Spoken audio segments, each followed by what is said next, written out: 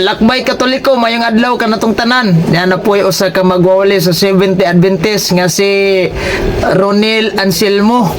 Namutol siyag footnote sa Bibliang Kristohanong Katilingban kay matod pa niya gidili jud kuno ang baboy ipakaon mismo ang komentary gyud Bibliang Kristohanong Katilingban version sa Katoliko.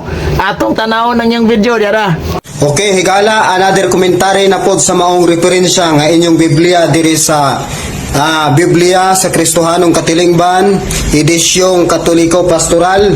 Diri na po ta sa Marcos 7. Tanaw na po na to ang komentary sa inyong pare. Kung nagkapariho ba mo nga mga membro sa Roman Catholic Church o sa inyong pare nga komentary diri nga maong konteksto.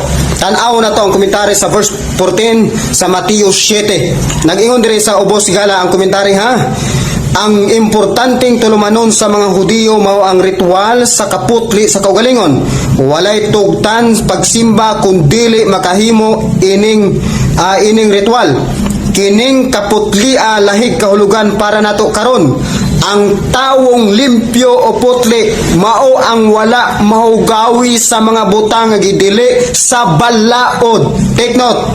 Pananglitan ang baboy o kiniho giisip nga hugaw dili makaon litra por litra nabasa sa inyo nga Biblia Kristohanong Katilingban ang baboy o ang mga mahugang mananap. Marcos 7 versikulo 14 sa iyang komentary matud pa dire giisip nga hugaw dili makaon. Kisay primator si Ricardo Vidal ang inyong pare.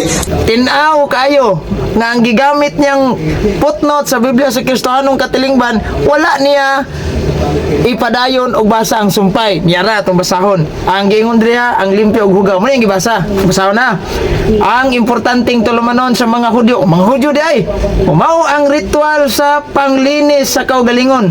Walay tugtan pagsimba kundili siya makahimo ining ritual. Kining tuli lahig kahulugan sa atong pagsabot karon. Ang taong limpyo o putli mao ang wala mahugawi sa mga butang nga gidili sa balaod. Pananglitan, ang baboy og kuniho giisip nga hugaw dili mahimong kanon. Diri rin taon sa niungot. Ang sumpay wala basaha.